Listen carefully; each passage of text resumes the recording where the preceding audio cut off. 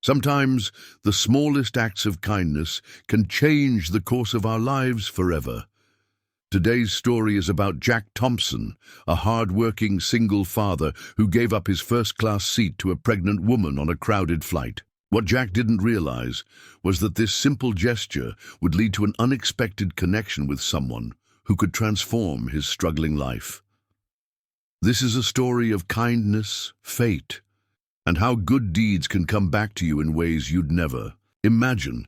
Before we jump back in, tell us where you're tuning in from, and if this story touches you, make sure you're subscribed, because tomorrow I've saved something extra special for you. The early morning bustle of Denver International Airport was in full swing as Jack Thompson rushed through security, his carry-on bag in one hand and a coffee in the other. The large departure board showed his flight to New York was still on time, but boarding had already begun. Jack checked his watch and quickened his pace. He couldn't afford to miss this flight. This business meeting could be his last chance to save his small construction company. At 38, Jack's life had become a complex juggling act. After his wife Miranda passed away from cancer 3 years ago, he'd been raising their 10-year-old daughter Lily on his own. The past year had been especially challenging as his once thriving construction business faced one setback after another. Major projects fell through, costs skyrocketed, and now his company was teetering on the edge of bankruptcy. This meeting in New York with Horizon Developments represented a lifeline, a potential contract that could keep his business afloat and ensure his employees could keep their jobs. Jack had spent his remaining savings on a first-class ticket, hoping the extra comfort would help him arrive refreshed and ready to make his pitch. Final boarding call for flight AA 1842 to New York. LaGuardia. The announcement echoed through the terminal as Jack approached the gate, slightly out of breath. "You made it just in time, sir," the gate agent said, scanning his boarding pass. "We're about to close the doors." Jack nodded gratefully and made his way down the jet bridge. As he stepped onto the plane, the flight attendant directed him to his seat in the first-class cabin, 1A, a window seat at the very front. He settled in, placing his laptop bag under the seat in front of him. Jack hadn't splurged on first class in years, but today it felt necessary. He needed to review his presentation one more time and maybe even get a short nap before landing. The weight of responsibility pressed heavily on his shoulders. This wasn't just about him. It was about Lily's future and the 15 employees who depended on him for their livelihoods. Just as the flight attendants were preparing to close the aircraft door, there was a commotion at the entrance. A visibly pregnant woman, perhaps 7 or 8 months along, was being escorted onto the plane by a flight attendant. She appeared flustered and uncomfortable. "I'm so sorry for the delay," the woman was saying. "My doctor's appointment ran late, and then the security line was endless." "It's not a problem, Ms. Reynolds," the flight attendant assured her. "We still have a seat for you in economy, though it's in the middle row toward the back." Jack watched as the woman's face fell slightly. She was professionally dressed in a tailored maternity dress and blazer, with her dark hair pulled back in, a neat bun. Despite her composed demeanor, he could see the fatigue in her eyes. "I understand," she replied, trying to mask her disappointment. "I should have arrived earlier." As the pregnant woman started to move toward the economy section, Jack remembered how difficult travel had been for Miranda during her pregnancy with Lily. Before he could second-guess himself, he was on his feet. "Excuse me," he called out. "Ma'am, you can have my seat." Both the woman and flight attendant turned to look at him. "Sir?" the flight attendant questioned. "I'd like to give my seat to her," Jack clarified, gesturing to his first-class seat. "I can take the economy seat instead." The pregnant woman's eyes widened. "Oh no, I couldn't possibly." "Please, I insist," Jack said with a smile. "You'll be much more comfortable up here, especially on a 3-hour flight. I'm Jack Thompson, by the way." The woman studied him for a moment, seeming to assess his sincerity. "I'm Catherine Reynolds," she finally replied. "Are you sure about this? First-class seats aren't cheap." Jack nodded. "Completely sure. I'm just going to be working on my laptop anyway." He didn't mention that this seat had cost nearly a month's worth of groceries, or that it might be the last luxury he could afford for a long while. Catherine's expression softened. "Thank you, Mr. Thompson. That's incredibly kind of you." The flight attendant quickly arranged the seat swap, and Jack gathered his belongings. As he moved past Catherine to head toward the back of the plane, she touched his arm lightly. "I won't forget this," she said simply. Jack just smiled and continued toward his new seat, squeezing down the narrow aisle of the economy section until he reached 28E, a middle seat between two rather large passengers. He stowed his bag and squeezed in, immediately feeling his knees press against the seat in front of him. So much for reviewing his presentation in comfort. Still, he didn't regret his decision. His father had raised him to believe that character was defined by the choices you make when no one important is watching. It was a principle he was determined to pass on to Lily. As the plane took off, Jack tried to focus on his upcoming meeting. Horizon Developments was one of the largest commercial real estate companies on the East Coast, and landing this contract to renovate their office buildings in Denver would keep Thompson Construction afloat for at least another year. He opened his laptop, balancing it awkwardly on the narrow tray table, and began reviewing his slides one more time. Halfway through the flight, Jack felt a tap on his shoulder. He looked up to see one of the flight attendants. "Mr. Thompson, Ms. Reynolds would like to speak with you. Would you mind coming to the first-class cabin for a moment?" Puzzled, Jack followed the flight attendant to the front of the plane. Catherine was sitting comfortably in his former seat, a sparkling water in the cup holder beside her. "Mr. Thompson," she greeted him, "I wanted to thank you again and ask what brings you to New York." "Just a business meeting," Jack replied, conscious of the curious glances from other first-class passengers. "I own a small construction company in Denver, and I'm pitching for a new contract." "Construction?" Catherine's interest seemed piqued. "What kind of projects do you typically handle?" "Commercial renovations mostly, office buildings, retail spaces. We specialize in eco-friendly retrofitting of older structures," Jack explained, surprised by her interest. "My company, Thompson Construction, has been around for 12 years now." Catherine nodded thoughtfully. "That sounds fascinating. I'd love to hear more, but I don't want to keep you from your work." She handed him a business card. "Perhaps we could continue this conversation in New York. My office is in Midtown." Jack glanced at the card. Catherine Reynolds, CEO, Skyline Airlines. His eyes widened slightly as he realized he'd given up his first-class seat to the head of the very airline they were flying on. "You're the CEO of Skyline?" he asked, unable to hide. His surprise, Catherine smiled. "One of the perks is usually a guaranteed first-class seat, but today I was running late and didn't have time to pull rank."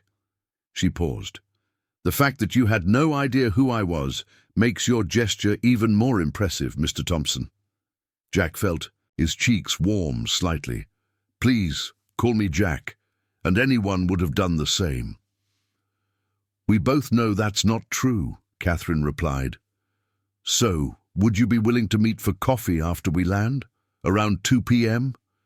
There's a cafe near my office called The Daily Grind." Jack hesitated, checking his watch. His meeting with Horizon was scheduled for 4 p.m., which would give him just enough time. "I'd like that," he said finally. "Excellent," Catherine said. "I'll see you then." Back in his cramped economy seat, Jack couldn't help wondering about this unexpected turn of events. Was Catherine just being polite, or did she have some other reason for wanting to meet? Either way, he had more pressing concerns, like how to convince Horizon Developments that his small company could handle their multi-million-dollar renovation project. The plane landed at LaGuardia on time, and Jack waited patiently as the first-class passengers disembarked. Catherine nodded to him as she passed, a subtle reminder of their planned meeting. Once off the plane, Jack headed straight for the men's room to freshen up, changing from his travel clothes into the suit he'd carefully packed in his carry-on. Looking at himself in the mirror, he straightened his tie and took a deep breath. The dark circles under his eyes betrayed the many sleepless nights he'd spent worrying about the business, about Lily, about the future. He splashed cold water on his face and tried to focus, one step at a time. First, coffee with Catherine Reynolds. Then the meeting that could save everything he'd worked for. The Daily Grind was a cozy cafe tucked between towering midtown skyscrapers. Jack arrived 15 minutes early, ordered a black coffee, and found a quiet table near the window. He was reviewing his notes one last time when Catherine walked in. She spotted him immediately and made her way over, drawing curious glances from other patrons. Even in a city filled with powerful people, Catherine had a commanding presence. She'd changed into a different outfit, a stylish maternity dress that complemented her professional demeanor while accommodating her growing baby bump. "Jack, I'm glad you could make it," she said, sliding into the seat across from him. "Thank you for the invitation," Jack replied, "though I'm still not sure why the CEO of an airline wants to have coffee with me. Preparing and narrating this story took us a lot of time, so if you are enjoying it, subscribe to our channel. It means a lot to us. Now back to the story." Catherine laughed lightly. "Straight to the point, I see. I appreciate that." She ordered a decaf latte from the approaching server before continuing. "I'm curious about your construction company. You mentioned eco-friendly retrofitting." Jack nodded, slipping into the familiar territory of his business pitch. "Thompson Construction specializes in taking existing commercial structures and renovating them to meet modern environmental standards. We reduce energy consumption by an average of 40%, while preserving the original architectural elements that give buildings their character." "And how's business?" Catherine asked, her gaze direct and assessing. Jack hesitated. In any other circumstance, he would have offered reassurances about the company's stability. But something about Catherine's directness made him respond in kind. "Honestly, we're struggling. The pandemic hit us hard, supply chain issues drove up our costs, and several major projects fell through last year. That's why I'm in New York. I'm meeting with Horizon Developments this afternoon to pitch for a contract that could keep us afloat." Catherine's expression remained neutral, but her eyes softened slightly. "I appreciate your honesty, Jack. Tell me about your team." For the next 20 minutes, Jack found himself describing his 15 employees, the core group that had stayed with him through the hardest times. He told her about Mike, his foreman who'd been with him since day one, about Sophia, the brilliant young architect who'd turned down offers from larger firms to stay with Thompson Construction, about Leo, the master carpenter whose craftsmanship was unmatched in the Denver area. "They're like family," Jack concluded. "That's why I'm fighting so hard to keep the business going. It's not just about me or even my daughter Lily. It's about all the families that depend on Thompson Construction." Catherine nodded slowly, her latte untouched. "And what would you do if you could expand, if money wasn't the immediate concern?" Jack hadn't allowed himself to think that way in months, but the question ignited a spark of the passion that had driven him to start his company in the first place. "We'd take on larger projects, for one thing. I've had to turn down some incredible opportunities because we didn't have the capital to handle the upfront costs. And I'd implement this apprenticeship program I've been designing, partnering with local community colleges to train the next generation of skilled tradespeople." He stopped himself, embarrassed by his enthusiasm. "Sorry, I got carried away. Don't apologize," Catherine said. "Passion is essential in business. It's what gets us through the difficult times." She checked her watch. "I should let you go. You don't want to be late for your meeting with Horizon." She reached into her bag and pulled out another business card, this one with a personal cell phone number written on the back. "Call me tomorrow, regardless of how the meeting goes. I might have a proposition for you." Jack took the card, puzzled but intrigued. "I will. Thank you for your time, Ms. Reynolds." "Catherine, please," she corrected him, standing carefully. "And thank you again for the seat. Some things are worth more than money, Jack. Not everyone remembers that." As Catherine left the cafe, Jack sat for a moment, turning her card over in his fingers. What had just happened? Was this simply a thank you coffee or something more? Either way, he couldn't afford to dwell on it now. He had 20 minutes to get to his meeting with Horizon Developments. The Horizon headquarters occupied the top floors of a sleek glass tower on Madison Avenue. Jack presented his ID at the security desk and was directed to the 47th floor. As the elevator ascended, he tried to quell the anxiety rising in his chest. Everything was riding on this presentation. The elevator doors opened to reveal a reception area with floor-to-ceiling windows offering a breathtaking view of the Manhattan skyline. A polished receptionist greeted him and escorted him to a large conference room where 3 executives in expensive suits were waiting. "Mr. Thompson, welcome," the oldest of the 3 men said, extending his hand. "I'm Richard Donovan, VP of Operations at Horizon. These are my colleagues, Mark Chen from Finance and Sarah Williams from Sustainability." Jack shook hands with each of them, noting the cool assessment in their eyes. He was clearly being sized up, and he suspected his modest suit and worn leather briefcase were already working against him. "Thank you for meeting with me," Jack said, setting up his laptop. "I've prepared a presentation on how Thompson Construction can fulfill your renovation needs for the Denver properties." For the next 45 minutes, Jack gave everything he had to the presentation. He outlined his company's approach to sustainable renovation, showed before and after photos of their most impressive projects, and detailed the cost savings Horizon could expect in the long run. He answered technical questions from Mark, sustainability, concerns from Sarah, and operational queries from Richard. When he finished, there was a moment of silence as the executives exchanged glances. "Your portfolio is impressive, Mr. Thompson," Richard finally said, "but we have concerns about your company's capacity to handle a project of this scale." Jack had anticipated this objection. "We've successfully completed renovations of similar size for Boulder Tech Park and the Denver Arts Complex. What specific concerns do you have?" Mark Chen cleared his throat. "To be blunt, Mr. Thompson, we've done our due diligence. Thompson Construction has been losing money for the past 3 quarters. Your line of credit is nearly maxed out, and you've had to reduce your workforce by almost 30% in the last year." Jack felt his stomach drop. They'd researched his company's financial situation thoroughly, something he should have expected but hadn't prepared for. "Financial challenges are temporary," Jack countered, fighting to keep his voice steady.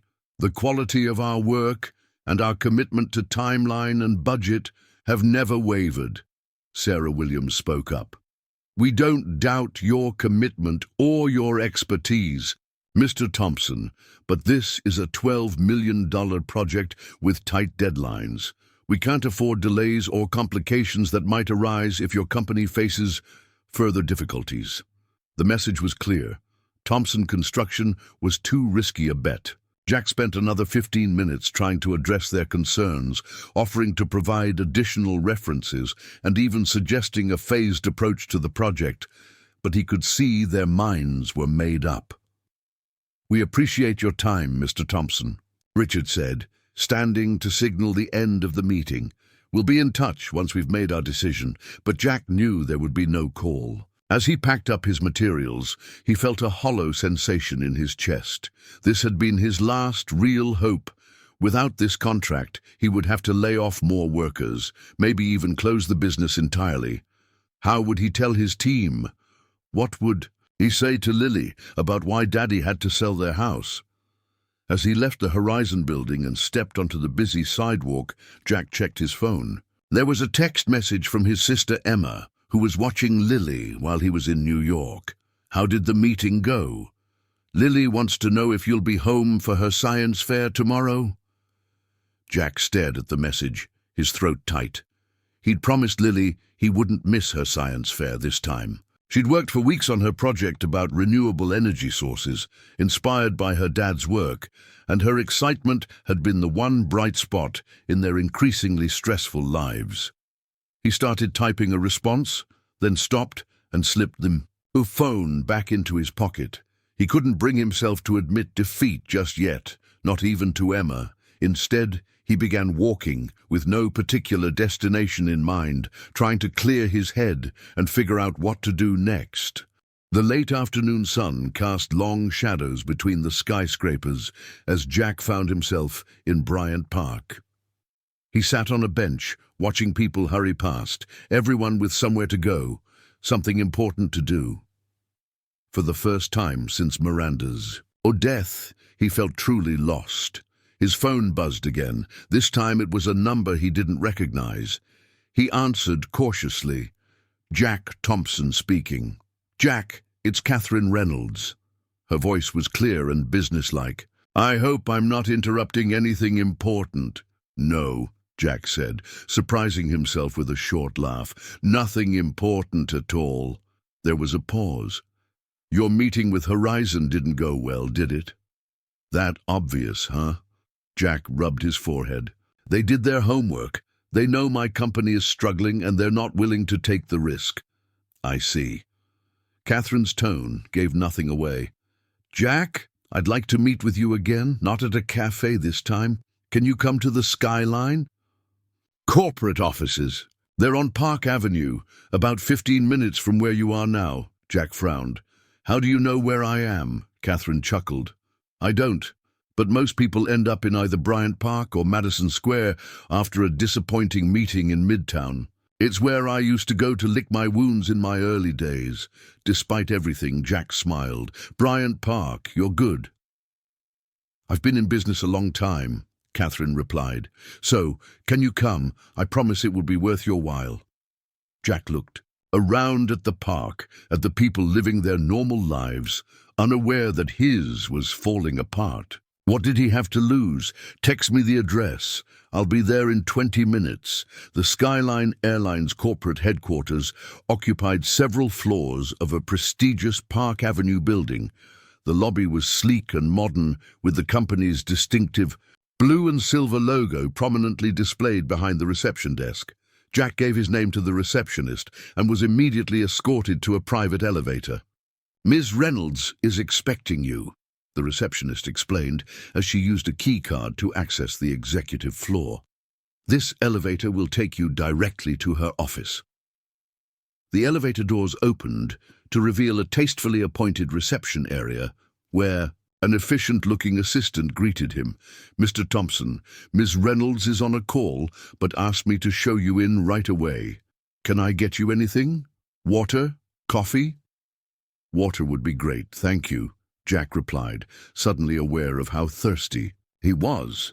The assistant led him through a set of double doors into a corner office with panoramic views of the Manhattan skyline. Catherine was seated behind a large desk, phone to her ear, but she gestured for Jack to take a seat in one of the leather chairs facing her. Yes, Bill, I understand the concerns, but my decision is final, she was saying, her tone firm but not unkind. We'll discuss the details at tomorrow's board meeting. Thank you. She hung up and turned her full attention to Jack. I appreciate you coming on such short notice, she said, rising carefully from her chair to shake his hand, especially after what sounds like a difficult meeting. To be honest, I'm not sure why I'm here, Jack admitted as they both sat down. I appreciate the kindness you've shown me, but Catherine held up a hand to stop him. This isn't about kindness, Jack. It's about business. She opened a folder on her desk. Skyline Airlines has recently acquired a portfolio of commercial properties across the country, including 7 buildings in the Denver metropolitan area.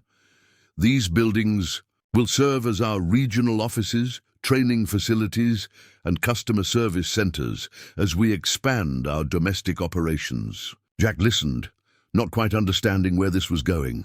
All of these buildings require extensive renovation to meet our corporate standards and sustainability goals, Catherine continued. Based on what you've told me about Thompson Construction and what I've learned in the few hours since we met, she gestured to the folder, which Jack now realized contained information about his company. I believe you could be the right contractor for this job." Jack stared at her, momentarily speechless. "You're offering me a contract? Just like that?" Catherine smiled. "Not just like that. I've done my homework too, Jack.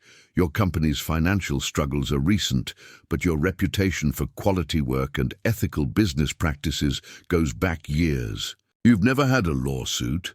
Your customer satisfaction ratings are exceptional, and your employees stay with you despite being offered higher salaries elsewhere." She paused. "That tells me everything I need to know about the kind of businessman and the kind of person you are." Jack's mind was racing. "What kind of renovations are we talking about?"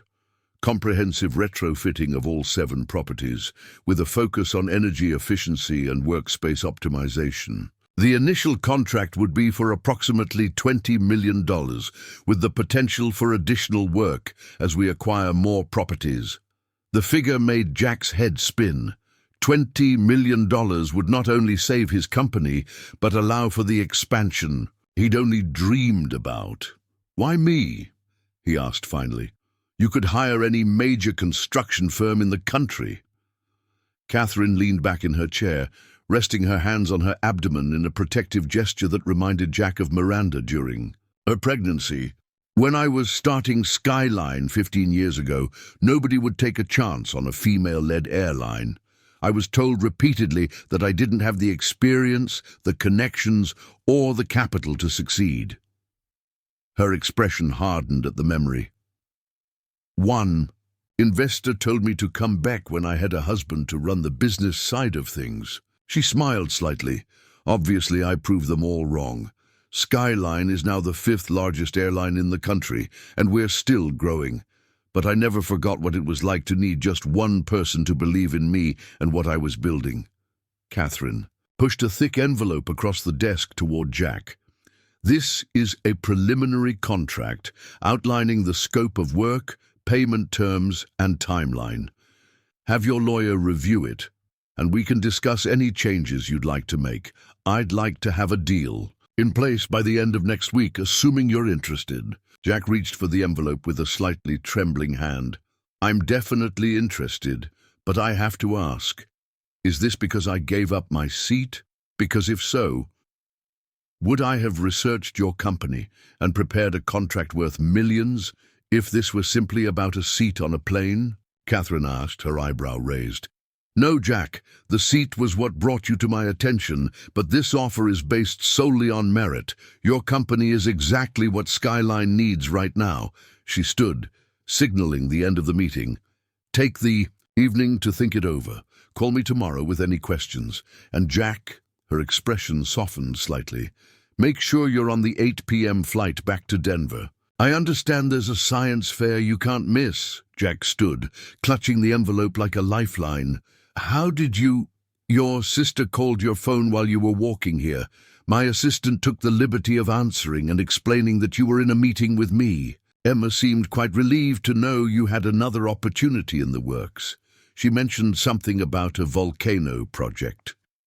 "Renewable energy sources, actually," Jack corrected automatically, still trying to process everything that had happened. "Even better," Catherine smiled, extending her hand.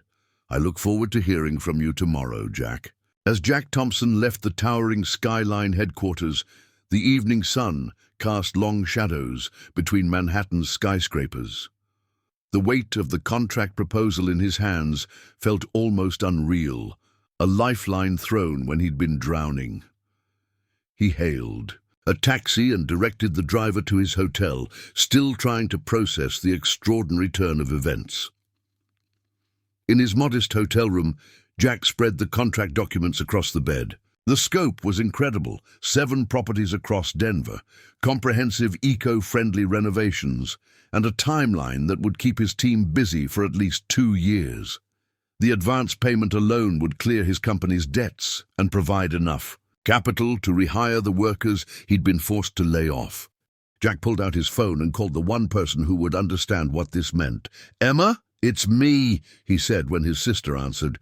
"Jack, are you okay? Some woman called from an airline saying you were in a meeting. I wasn't sure if it was legitimate or It was real, Jack interrupted. Emma, something incredible happened today. He explained the situation, the flight, giving up his seat, the failed meeting with Horizon, and then Catherine's unexpected offer. $20 million, Emma gasped. Jack, that's life-changing. I know. Jack ran a hand through his hair. I still can't believe it.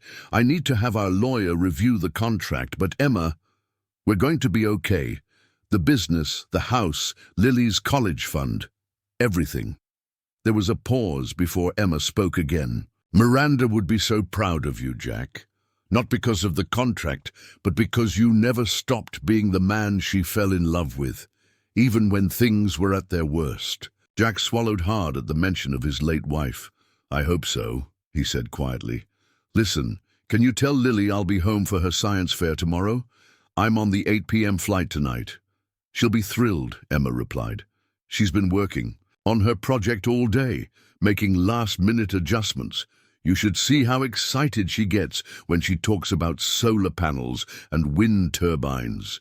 She's definitely your daughter. After hanging up, Jack reached for the hotel notepad and began making plans. With this contract, he could implement all the ideas he'd been forced to put on hold. The apprenticeship program, upgraded equipment, new hires in key positions. Thompson Construction wouldn't just survive, it would thrive. As he packed his bag for the evening flight, Jack noticed Catherine's business card on the nightstand. On impulse, he sent her a text message. Thank you for the opportunity. I'll have my lawyer review the contract right away, but I wanted you to know how much this means, not just to me, but to my entire team and my daughter. I won't let you down. Her reply came a few minutes later. I know you won't. Safe travels, Jack, and good luck at the science fair. The 8 p.m. flight to Denver was less crowded than the morning flight had been. Jack found himself in economy class. Again, but this time by choice. He'd saved the upgrades for when the contract was finalized. As the plane took off, carrying him back to a future suddenly bright with possibility, he couldn't help reflecting on how differently this day had turned out than he'd expected. One simple act of kindness, giving up his seat to a pregnant woman, had changed everything. Not because Catherine felt obligated to repay him, but because that moment had revealed something about his character that resonated with her own values. It was a reminder that in business, as in life, who you are matters just as much as what you can do. Jack arrived in Denver shortly after 10 p.m. Mountain Time. Despite the late hour, he texted his foreman Mike as soon as he landed. Need to meet with the entire team tomorrow afternoon. Big news, really big. The drive home from the airport took him through quiet suburban streets to the modest 3-bedroom house where he and Lily had continued living after Miranda's death. The porch light was on, and as Jack pulled into the driveway, he saw Emma waiting up for him in the living room window. You didn't have to stay up, Jack said as he entered, dropping his bag by the door. Emma handed him a cup of tea. Of course I did. I want to hear every detail about this miracle contract. Jack sank onto the couch, the exhaustion of the day finally catching up with him. How's Lily? Fast asleep. She wanted to wait up but conked out around 9. Her project is all set up in the garage. She's going to blow the judges away tomorrow. I can't wait to see it, Jack said, smiling. Where would we be without you, Em? Emma squeezed his shoulder. That's what family does. We show up. She paused. So, tell me more about Catherine Reynolds. What's she like? Impressive, Jack replied, after a moment's consideration. Confident, direct, perceptive, the kind of person who commands respect without having to demand it. He took a sip of tea. She mentioned that she had trouble getting investors when she was starting out because she was a woman. Now she runs one of the largest airlines in the country. And she's about to have a baby, Emma observed. Doing it all. Not alone, I don't. Don't think, Jack said, remembering the wedding ring on Catherine's finger, but definitely forging her own path. They talked for another hour, going over the details of the contract and what it would mean for the future. When Emma finally left for her own home, Jack checked on Lily before going to bed. His daughter was sound asleep, her science project notes spread across her desk, a model of a sustainable house with tiny solar panels and wind turbines positioned. Nearby, Jack gently tucked a strand of hair behind her ear. "Things are looking up, kiddo," he whispered. "Dad's got good news." The next morning was a flurry of activity. Jack woke Lily with pancakes, a special occasion breakfast, and helped her load her science project into the car. He couldn't tell her about the contract yet. He wanted to have everything in place first, but he made sure she knew how proud he was of her work on renewable energy. "Do you think I'll win, Dad?" Lily asked as they drove to her school. "I think you've done amazing work, and whatever happens, you should be proud," Jack replied diplomatically. "But between you and me, your project is the best I've ever seen."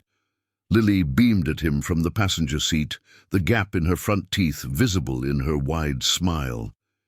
She had Miranda's eyes, thoughtful and bright, but Jack's determined chin.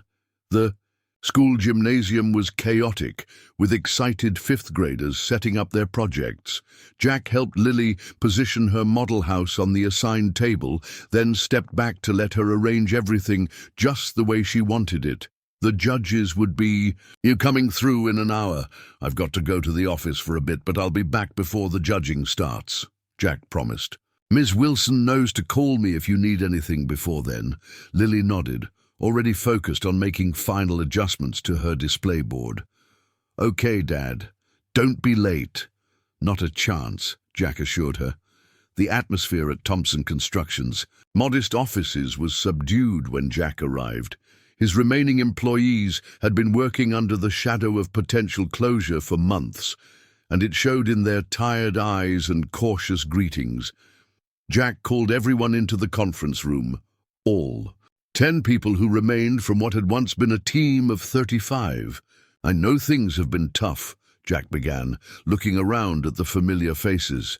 Mike, his foreman, leaned against the wall, arms crossed skeptically. Sophia, their young architect, sat with her sketchbook open, always ready to capture new ideas. Leo, the master carpenter, had sawdust on his shirt as usual. "Yesterday, I went to New York to meet with Horizon Developments," Jack continued. "That meeting didn't go as planned." A ripple of concern moved through the room. Mike's expression darkened, and Sophia's shoulders slumped slightly. "But something else happened," Jack said, unable to keep the smile from his face any longer. "Something better." He pulled out the contract summary Catherine had given him. "Skyline Airlines has offered us a $20 million contract to renovate 7 commercial properties right here in Denver." The room erupted in exclamations of disbelief and questions fired from all directions. Skyline? The airline? 20 million? All 7 buildings? How did this happen? Jack raised his hands for quiet. "It's a long story involving a first-class seat and the airline's CEO. But the important thing is this: Thompson Construction isn't just going to survive. We're going to grow. I'll be calling everyone we had to lay off and offering them their jobs back. We'll be hiring new people too." Mike pushed away from the wall, his skepticism giving way to cautious optimism. "This is for real, Jack. No catches?" "Our lawyer is reviewing the contract now, but it looks solid," Jack confirmed. "Skyline wants eco-friendly renovations for all. Their new regional facilities, exactly the kind of work we specialize in." "When do we start?" Sophia asked, her pen already moving across the sketchbook. "If all goes well with the contract, within 2 weeks," Jack replied. "I've got a meeting with Catherine Reynolds, Skyline's CEO, tomorrow to go over some details." As the reality of their sudden change in fortune sank in, the mood in the room transformed. People who had been bracing for unemployment were now discussing logistics, timelines, and expansion plans. Jack felt a weight lifting from his shoulders with each excited conversation. "I need to head back to Lily's school for the science fair judging," Jack announced after they'd discussed the immediate next steps. "But I wanted you all to know right away. We made it through the storm. As he turned to leave, Mike caught his arm. "I never doubted you, boss," the foreman said gruffly. "Not once." Jack clasped his friend's shoulder. "That means more than you know." The school gymnasium had grown even more crowded by the time Jack returned. Parents and teachers milled around the displays, while the judges, two science teachers from the local high school and an engineer from a nearby tech company, made their way methodically from project to project. Jack spotted Lily, standing confidently beside her renewable energy house, explaining something to one of the judges. Her face was animated, her hands gesturing enthusiastically as she pointed out different features of her model. He stayed back, not wanting to interrupt, a surge of pride warming his chest as he watched his daughter shine. "Mr. Thompson," a voice at his elbow made him turn. It was Ms. Wilson, Lily's teacher. "I wanted to tell you how impressed I am with Lily's project. She's really gone above and beyond." "Thank you," Jack replied. "She's been passionate about renewable energy for a while now. I think she wants to follow in her mom's footsteps." "Miranda was an environmental scientist," Miss Wilson nodded. "Lily mentions her mother often in class. She's very proud of her." She hesitated. "And of you. She tells everyone her dad is saving the planet one building at a time." Jack felt a lump form in his throat. "I'm trying," he said simply. The judging concluded, and the students gathered near the stage for the announcement of winners. Lily caught sight of Jack and waved excitedly. He gave her a thumbs up and mouthed, "You did great." When Lily's project was awarded first place, Jack wasn't surprised, but his heart swelled with pride all the same. She accepted the blue ribbon with a gracious smile, then ran to him, throwing her arms around his waist. "Did you see, Dad? I won!" "I knew you would," Jack said, hugging her tightly. "Your project was amazing." "Can we call Aunt Emma to tell her?" Lily asked, bouncing on her toes. "Absolutely," Jack agreed. "And I have some good news to share with both of you, too." That evening, Jack treated Lily and Emma to dinner at their favorite pizza place to celebrate Lily's win and the Skyline contract. Over pepperoni and mushroom pizza, Jack explained the opportunity in terms Lily could understand. "So we're not going to have to move?" Lily asked, her eyes wide. "No, sweetheart, we're staying right where we are," Jack assured her. "And I'll be able to spend more time at home too, since all the projects are right here in Denver. And the nice pregnant lady from the airplane gave you this job because you were kind to her," Lily clarified, processing the story in her direct way. Jack smiled. "Not exactly. She offered me the job because she believes our company does good at work. But yes, we met because I gave her my seat on the plane." Lily nodded sagely. "See, Dad? Being nice does pay off." Jack exchanged an amused glance with Emma. "That's not why we're nice to people, Lily. We don't do it expecting something in return."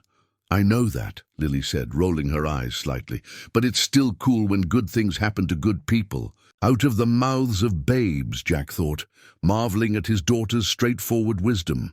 The next day, Jack met Catherine at Skyline's newly acquired Denver office, a 1960s building with good bones but outdated systems and inefficient use of space. "Perfect for Thompson Construction's expertise." Catherine greeted him warmly, her presence just as commanding in Denver as it had been in New York. She was dressed more casually today, in a stylish maternity blouse and slacks, but the air of authority remained intact. "Congratulations to Lily on her science fair win," Catherine said as they walked through the building. "First place is quite an achievement." Jack raised an eyebrow. "How did you know about that?" Catherine smiled. "I have my sources. Actually, your office manager mentioned it when my assistant called to set up this meeting. She was quite excited about it." "The whole team is celebrating good news this week," Jack acknowledged. "I told them about the contract yesterday. You've given 15 people a new lease on life, Catherine. And you've given me exactly the construction team I need," Catherine countered. "This isn't charity, Jack. This is good business." They spent the next 2 hours touring the property, with Jack pointing out potential renovations and Catherine sharing her vision for the space. Their working styles complemented each other well. Jack was detail-oriented and practical, while Catherine thought in broader strokes, focused on the overall impact and functionality. "I think we're going to work well together," Catherine remarked as they concluded the tour in what would become the building's main lobby. "My board was skeptical when I told them I wanted to hire a smaller local firm rather than a national company, but they'll understand when they see your work." "We won't let you down," Jack promised. Catherine nodded, then winced slightly, pressing a hand to her side. "Are you okay?" Jack asked, concerned. "Just a particularly energetic kick," Catherine replied with a rueful smile. "This little one has been active today. My husband says she's practicing soccer." "Do you know it's a girl?" Jack asked. "Just a feeling," Catherine said. "We decided not to find out ahead of time." She checked her watch. "I should get going. I have a video call with our East Coast operations team in 20 minutes. As they walked toward the exit, Catherine paused. "Jack, there's an event next. Friday. A charity gala for Denver Children's Hospital. Skyline is a major sponsor, and I'd like you to attend. It would be a good opportunity to introduce you to some people who might be interested in Thompson Construction Services." "I'd be honored," Jack said. "Though I should warn you, I haven't worn a tuxedo since my wedding day." Catherine laughed. "Business attire is fine. The invitation will be sent to your office tomorrow." She extended her hand. "I'll see you there." As they shook hands, Jack was struck once again by how a chance encounter had changed the trajectory of his life. "Thank you again, Catherine, not just for the contract, but for believing in what we do. Sometimes all it takes is one person willing to take a chance," Catherine replied. "Someone did that for me once. I'm just paying it forward." The week that followed was a whirlwind of activity for Jack. The contract with Skyline was finalized, and the first payment arrived in Thompson Construction's account, enough to clear their debts and fund the initial phase of renovations. Jack called back every employee they'd been forced to lay off, and to his relief, most were eager to return. He also began interviewing for new positions. The Skyline project would require additional carpenters, electricians, and project managers. Jack was particularly excited about hiring 2 recent graduates from the local community college's Sustainable Construction program, the start of the apprenticeship initiative he'd dreamed of implementing. Lily noticed the change in her father immediately. The worry lines that had creased his forehead for months began to fade, and he was smiling more, even singing along to the radio as they drove to school in the mornings. One evening, she found him at the kitchen table, sketching plans for a treehouse. "What's that?" she asked, peering over his shoulder. "Just an idea," Jack replied. "I thought we might build it this summer, in the big oak in the backyard. What do you think?" Lily's eyes widened. "Really? Can it have a rope ladder and windows and solar lights?" Jack laughed. "We can design it together. Your renewable energy expertise will come in handy." By Friday evening, Jack was actually looking forward to the charity gala. Emma had helped him select a new suit for the occasion, his first in years, and offered to watch Lily for the night. "You look handsome, Dad," Lily declared as he adjusted his tie in the hallway mirror. "Like a movie star." "A very budget-friendly movie star," Jack joked, but he had to admit the charcoal grey suit was a significant upgrade from his usual workwear. The gala was held at the Denver Art Museum, its distinctive architecture providing a dramatic backdrop for the event. As Jack handed his keys to the valet, he felt a momentary twinge of imposter syndrome. Just a week ago, he'd been on the verge of bankruptcy. Now he was attending a gala as the representative of a company with a $20 million contract. Inside, the museum's central hall had been transformed with elegant decorations and soft lighting. Waiters circulated with champagne and hors d'oeuvres, while Denver's elite mingled and networked. Jack accepted a glass of sparkling water and scanned the room for Catherine. He spotted her near a dramatic modern sculpture, engaged in conversation with an older gentleman. Even at 8 months pregnant, Catherine cut an impressive figure in a midnight blue gown, her dark hair swept up in an elegant style. She caught Jack's eye and motioned for him to join them. "Jack, I'd like you to meet Robert Chambers, chairman of the Denver Business Alliance," Catherine said as Jack approached. "Robert, this is Jack Thompson of Thompson Construction, the firm handling our Denver renovations." The older man shook Jack's hand firmly. "So you're the man Catherine's been raving about. She tells me your company does exceptional work with eco-friendly retrofitting. We're passionate about sustainable construction," Jack confirmed. "It's good for the environment and good for the bottom line. Energy-efficient buildings save money in the long run." "That's exactly what I've been telling the Alliance members," Robert said with approval. "Perhaps you could speak at our next quarterly meeting. Many of our members own commercial properties that could benefit from your expertise." Before Jack could respond, a distinguished-looking man in his 50s approached, placing a gentle hand on Catherine's shoulder. "There you are," he said. "The hospital director is looking for you. Something about the donation announcement."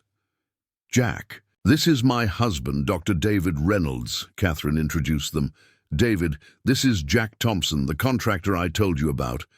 Dr. Reynolds smiled warmly, shaking Jack's hand. "The first-class seat hero. Catherine was quite impressed with your kindness and even more impressed with your company's portfolio. A rare combination." "It wasn't," Jack began, but Catherine interrupted. "Don't let him downplay it, David. Not everyone would give up a first-class seat to a very pregnant woman they'd never met." She turned to Jack. "I need to speak with the hospital director, but please mingle. Robert will introduce you to some people who might be interested in Thompson Construction's services." As Catherine and her husband moved away, Robert clapped Jack on the shoulder. "Come on, young man. There are at least 5 people here who need to hear about your sustainable construction methods. The future of Thompson Construction is looking very bright indeed." Jack followed, reflecting on how drastically his circumstances had changed in just 1 week. From the brink of failure to promising new opportunities, all because he'd offered his seat to a pregnant woman on a flight to New York. As the evening progressed, Jack found himself engaged in one productive conversation after another. Property developers, business owners, and civic leaders all expressed interest in Thompson Construction's approach to sustainable renovation. By the end of the night, Jack had collected 12 business cards and scheduled 3 follow-up meetings for the following week. Just before leaving, he sought out Catherine to thank her for the invitation. He found her seated in a quiet corner, looking slightly pale. "Are you all right?" Jack asked, concerned. Catherine managed a smile, though it seemed strained. "Just tired. It's been a long evening." David appeared at her side, his expression worried. "We should get you home," he said to Catherine before turning to Jack. "It was a pleasure to meet you, Jack. I'm sure we'll be seeing more of each other." "Likewise," Jack replied. "Catherine, thank you for everything. This evening has been incredibly productive." Catherine nodded. "I'm glad. We'll talk on Monday about the project timeline." She started to rise, then grimaced, one hand going to her abdomen. David's concern visibly deepened. "Catherine, I think we should go to the hospital." "It's probably just Braxton Hicks," Catherine protested, but allowed her husband to help her to her feet. "Nevertheless, I'd feel better having you." "Checked," David insisted gently. He glanced at Jack. "You'll have to excuse us." "Of course," Jack said quickly. "Is there anything I can do?" Catherine shook her head. "Everything's fine. Babies have their own schedules, that's all." But as David led her away, Jack noticed her, leaning heavily on her husband's arm. Driving home, Jack couldn't help worrying about Catherine. Despite her assurances, she had clearly been in discomfort. He sent a brief text. "Hope everything is okay." Let me know if you need anything." There was no immediate reply, which wasn't surprising if they had indeed gone to the hospital. Jack tried to focus on the positive outcomes of the evening, the connections he'd made, the potential new clients, the sudden revival of his company's prospects. But his thoughts kept returning to Catherine, the woman whose chance encounter had changed everything for him and Thompson Construction. When he arrived home, Jack found Emma and Lily watching a movie in the living room, both in pajamas with a half-empty bowl of popcorn between them. "How was the fancy party?" Lily asked, making room for him on the couch. "Surprisingly good," Jack admitted, loosening his tie. "I met a lot of interesting people who might want to work with our company." "Any movie stars?" Lily pressed, clearly hoping for a more glamorous report. Jack chuckled. "No, mostly business people and doctors, but the museum was beautiful." Emma studied his expression. "Something happened. What aren't you telling us?" Jack hesitated. "Catherine, Ms. Reynolds, the CEO, wasn't feeling well. I think she might have gone into labor." "The baby's coming?" Lily perked up, suddenly more interested. "Is it a boy or a girl?" "They don't know yet," Jack explained. "They wanted to be surprised." As if on cue, Jack's phone chimed with a text message. It was from David Reynolds. "Catherine asked me to update you. She's in labor. Everything progressed normally, but earlier than expected. She says not to worry about Monday's meeting. Details to follow when we have them." Jack read the message aloud to Emma and Lily. "She's having her baby," Lily exclaimed. "Dad, we should send flowers or a teddy bear or something." "That's a lovely idea," Emma agreed. "Tomorrow we can pick something. Out together." Later that night, after Emma had gone home and Lily was in bed, Jack sat on his back porch, gazing up at the stars. The events of the past week seemed almost surreal in their improbability. How different things would have been if he hadn't given up his seat on that flight. If Catherine had never learned about Thompson Construction. If he'd had to tell his team that they were closing their doors. One small decision had created a ripple effect that transformed not just his life, but the lives of everyone connected to his business. Jack wasn't usually prone to philosophical reflections, but tonight he couldn't help wondering about the intricate web of choices and chances that shaped human lives. His phone chimed again. Another text from David Reynolds. "Catherine and baby. Both doing well. Claire Elizabeth Reynolds, 6LBs 9 Oz, arrived at 11:42 p.m. Mother and daughter resting comfortably." Jack smiled at the news. A new life entering the world on the same night that his company had been given a new life. There was something poetic about that symmetry, a reminder that endings and beginnings were often intertwined in ways we couldn't foresee. "Welcome to the world, Claire Elizabeth," Jack murmured to the night sky. "Your mom is quite a remarkable woman." 3 months passed in a blur of activity for Jack Thompson. The Skyline renovations were proceeding ahead of schedule, with 2 buildings already completed and a third nearing its final phase. Thompson Construction had more than doubled in size, growing from 10 employees to 25, with plans to add 10 more positions by year's end. The company's reputation had spread quickly through Denver's business community, largely thanks to Catherine's endorsements and the impressive results of the Skyline projects. Jack had hired Sophia, his talented young architect, as creative director, giving her the freedom to implement innovative, sustainable designs that were attracting attention throughout the industry. On a crisp autumn morning, Jack stood with Catherine and her husband David in the lobby of Skyline's newly renovated headquarters, admiring the transformation. The once-dated 1960s building now featured an airy, light-filled entrance with living walls of native plants, reclaimed wood accents, and cutting-edge energy systems hidden behind sleek modern surfaces. "It exceeds all my expectations," Catherine said, bouncing baby Claire gently in her arms. At 3 months old, the infant had her mother's dark hair and alert, observant eyes. The board members were absolutely stunned during yesterday's tour. Your vision made it possible, Jack replied. The idea to preserve the mid-century elements while modernizing the functionality was inspired. David nodded in agreement.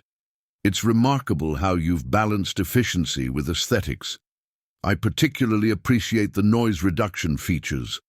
They'll make a significant difference for employees. The best part, Catherine added, is that our energy consumption is already down 42% compared to the same month last year, and we're still fine-tuning the systems. Jack felt a surge of pride in what his team had accomplished. The sustainable renovation techniques they'd championed for years were proving their value on a larger scale than ever before. We've received 3 new inquiries just this week from companies who've seen the Skyline buildings, Jack shared. Your recommendation carries a lot of weight in Denver. Catherine smiled. Good work deserves recognition. Speaking of which, how's Lily's school year going? Is she still excited about environmental science? More than ever, Jack replied, his expression softening at the mention of his daughter. Her teacher suggested we look into a special STEM program for middle school next year. Apparently her renewable energy project has sparked a real passion, like mother, like daughter, David observed. And father too, I suppose, considering your commitment to sustainable building. The conversation was interrupted by Catherine's assistant, who apologetically reminded her of an upcoming conference call. Catherine handed Claire to David, who cradled his daughter with practiced ease. Jack, walk with me to the elevator, Catherine requested. There's something I'd like to discuss. As they moved away from the lobby, Catherine's professional demeanor softened slightly. I wanted to thank you personally for everything you've done with these renovations. The Skyline board was skeptical about working with a smaller local firm, but the results have exceeded everyone's expectations. We're the ones who should be thanking you, Jack countered. This contract changed everything for us. That's actually what I wanted to discuss, Catherine said, pressing the elevator button. Skyline has just acquired 3 more properties in Colorado Springs, and we're looking at locations in Fort Collins and Boulder as well. We'd like Thompson Construction to handle all of these renovations under an expanded contract. Jack blinked in surprise. That would be fantastic. But are you sure? That's a significant expansion. I'm always sure about my business decisions, Jack, Catherine replied with a hint of amusement. Your company has proven it can deliver exceptional quality on time and under budget. Why would I look elsewhere? The elevator arrived with a soft chime, and Catherine stepped inside. Have your lawyer call mine tomorrow to discuss the details. We're looking at approximately $30 million for the additional properties. As the doors began to close, Catherine added, Oh, and Jack, Claire's christening is next month. David and I would like you, Emma, and Lily to attend. It's a small family gathering. Jack stood momentarily speechless as the elevator doors closed completely. $30 million, an invitation to a family event. In the space of 3 months, Thompson Construction had gone from the brink of bankruptcy to becoming Skyline's premier renovation partner. That evening, as Jack drove home, he took a detour past the site of his very first commercial project. A small office building he'd renovated 12 years ago when Thompson Construction was just getting started. The building still stood proudly, its energy-efficient windows and solar panels testaments to Jack's early commitment to sustainable construction. He remembered Miranda standing beside him at the building's reopening ceremony, pregnant with Lily, her face glowing with pride in what they'd accomplished together. This is just the beginning, she'd told him that day. You're going to change the way people think about construction in this city. Jack wished she could see how right she'd been. When he arrived home, Lily was waiting on the porch swing, a book about renewable energy open on her lap. Dad, you're early, she exclaimed, jumping up to greet him. Can we work on the treehouse plans? I have new ideas for the solar lighting system." Jack laughed, feeling lighter than he had in years. "Absolutely. And I have some news to share with you and Aunt Emma. Why don't you call her and see if she can come over for dinner?" Over pasta and garlic bread, Jack told Emma and Lily about the expanded contract with Skyline and the invitation to Claire's christening. $30 million? Emma gasped. "Jack, that's incredible." "Does this mean I get to meet the baby?" Lily asked, more interested in Claire than in business discussions. "Yes, sweetheart. Catherine and David have invited all of us to the christening." Jack confirmed. "They must really consider you a friend," Emma observed. "A christening is usually just for family and very close friends." Jack nodded thoughtfully. "I think we've developed a genuine friendship beyond the business relationship. Catherine mentioned once that success means nothing if you can't share it with people who understand the journey. I think she values authenticity in her connections." "Well, I think it's wonderful," Emma declared. "You deserve good things, Jack." "Both of you do," she added, smiling at Lily. Later that night, after Lily had gone to bed, Jack sat on the back porch with a cup of tea, contemplating how dramatically his life had changed in just a few short months. From the brink of financial ruin to expanding his business beyond his wildest expectations. From worrying about keeping a roof over Lily's head to planning her educational future with confidence, all because he'd offered his seat to a pregnant woman on a flight. But it wasn't just that simple act of kindness that had transformed his circumstances. Jack realized it was what that moment had revealed about his character, his willingness to put others first, even when he was facing his own struggles. Catherine hadn't offered him the Skyline contract out of gratitude. She'd offered it because that brief interaction had shown her the kind of person he was, the kind of business he ran, and the values he lived by. Jack's phone chimed with a text message. It was from Catherine. "Board approved the expanded contract. Unanimously. Looking forward to continuing our partnership. Claire says hello." Well, she would if she could talk. Jack smiled and typed a reply. "Wonderful news. Looking forward to the new projects. Tell Claire that Lily can't wait to meet her." As he sent the message, Jack thought about how a single moment of human connection had created ripples that continued to expand outward, touching more lives than he could have imagined. His employees and their families, Catherine's company and its staff, even the environment itself benefited from this chance encounter between two people who recognized something valuable in each other. Sometimes the smallest gestures revealed the biggest truths about who we were and what mattered most. In a world that often seemed to reward selfishness, Jack had discovered that kindness could still open unexpected doors. Not because people owed you for your good deeds, but because genuine character attracted genuine opportunity. Jack looked up at the stars, thinking of Miranda and how much she would have loved this story. "You were right," he whispered to the night sky. "This was just the beginning. In the coming years, Thompson Construction would grow to become one of the most respected sustainable renovation firms in the western United States. Jack would establish the apprenticeship program he'd dreamed of, training dozens of young people in eco-friendly building techniques.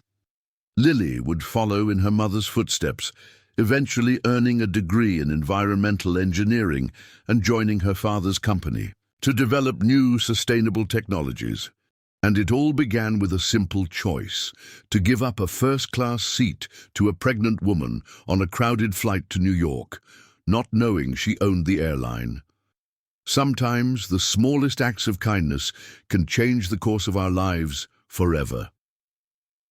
5. Years had passed since that fateful flight when Jack Thompson had given up his first-class seat to a pregnant Catherine Reynolds. Thompson Construction had grown from a struggling local company on the brink of bankruptcy to one of the premier sustainable renovation firms in the western United States, with offices in Denver, Colorado Springs, and now expanding into Salt Lake City.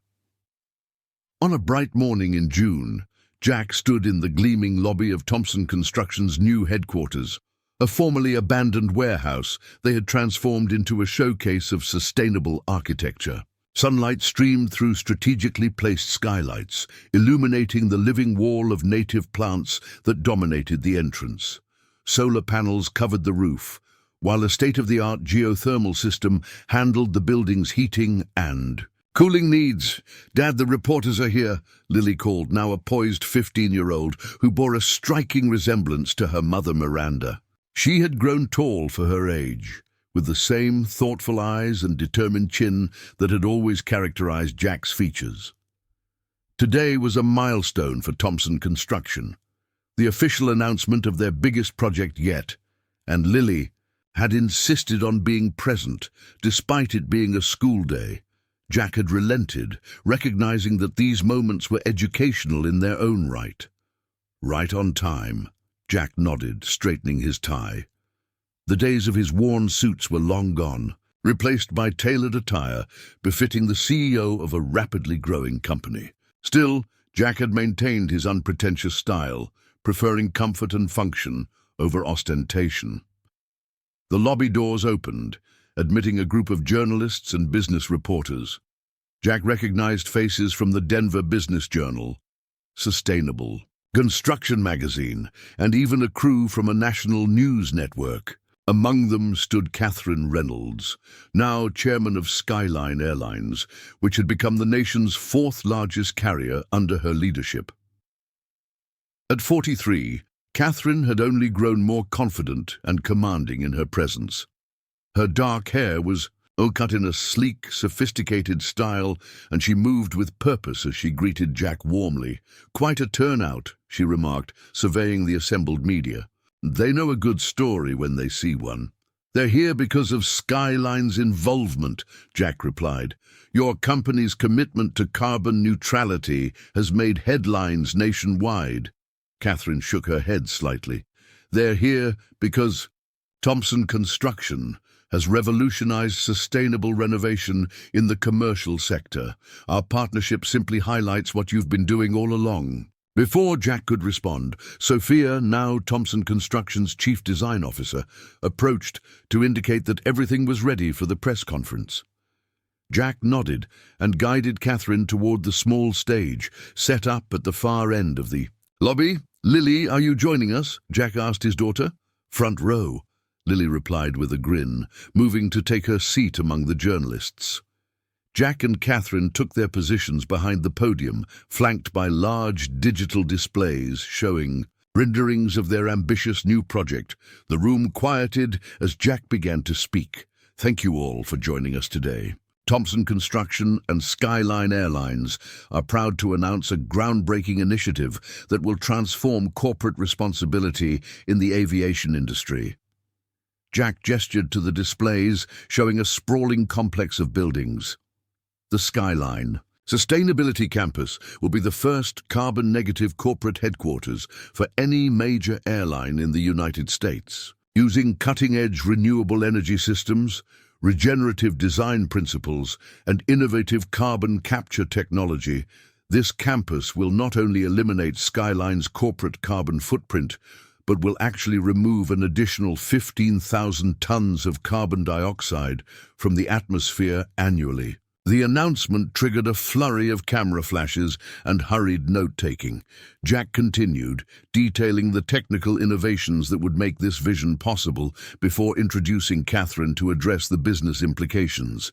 When Skyline first partnered with Thompson Construction 5 years ago, we were simply looking for a reliable contractor to renovate our regional offices, Catherine began. What we found instead was a visionary company that has helped redefine what sustainable business can look like. She outlined Skyline's journey toward greater environmental responsibility, crediting Thompson Construction with inspiring many of their initiatives. This new campus represents an investment of $180 million.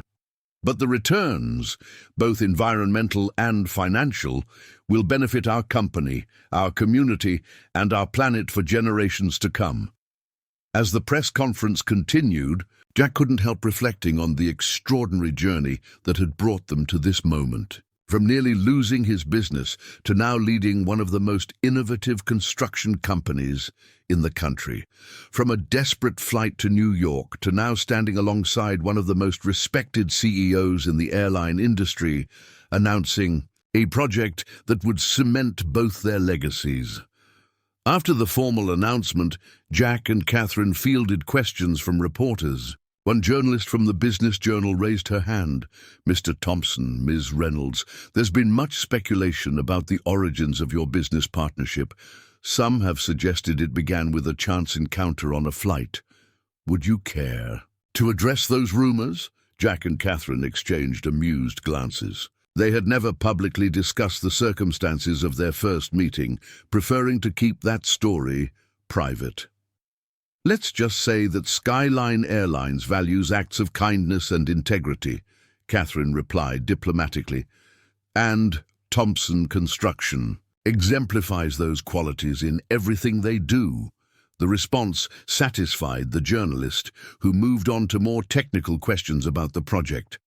As the press conference concluded, the attendees broke into smaller groups for follow-up discussions and interviews.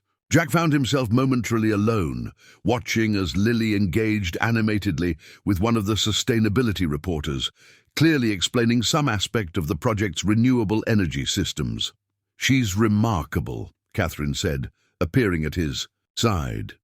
"Miranda would be incredibly proud." Jack nodded, feeling the familiar bittersweet pang that accompanied memories of his late wife. "She's the best of both of us. The science and environmental passion from Miranda, and maybe a bit of my stubbornness. And your integrity," Catherine added. "That girl has a strong moral compass, just like her father." They watched as Sophia joined Lily's conversation, the two of them working in tandem to explain a particularly innovative aspect of the design to the increasingly impressed reporter. "David and Claire send their regrets for missing today," Catherine said, referring to her husband and now 5-year-old daughter. Claire's kindergarten graduation was this morning, and she would never forgive her parents for missing it, not even for Daddy's big airplane buildings, as she calls them. Jack laughed. "Completely understandable. Please give them both my best." "Actually," Catherine continued, "Claire specifically asked me to invite Lily to her birthday party next month.